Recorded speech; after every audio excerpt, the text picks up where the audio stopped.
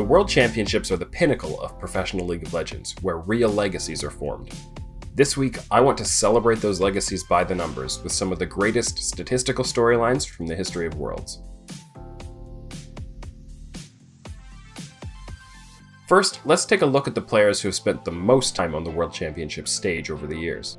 Unsurprisingly, Faker tops the list with 83 games played over 5 separate appearances and 3 championship runs.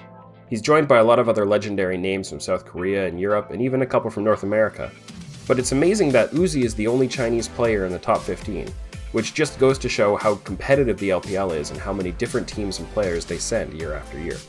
Despite playing 11 fewer World Championships games than Faker, Uzi tops the all-time kills leaderboard with 350. That's almost 100 higher than the third place player, Reckless. Soaz is really impressive to see on this list, the only player who doesn't play mid or bot lane.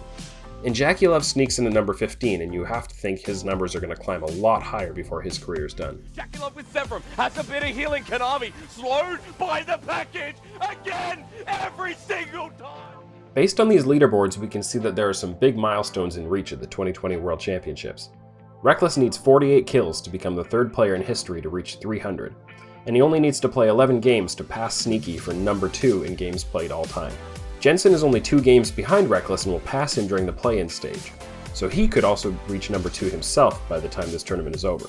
But of course, it's not just about how much time you spend on the stage, it's what you do with it. Let's look at some of the greatest performers all time.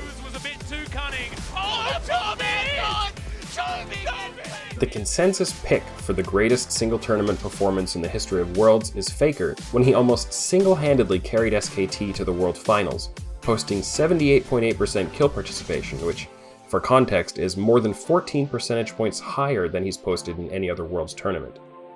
In terms of the most dominant championship teams of all time, we can talk a little about SKT 2015.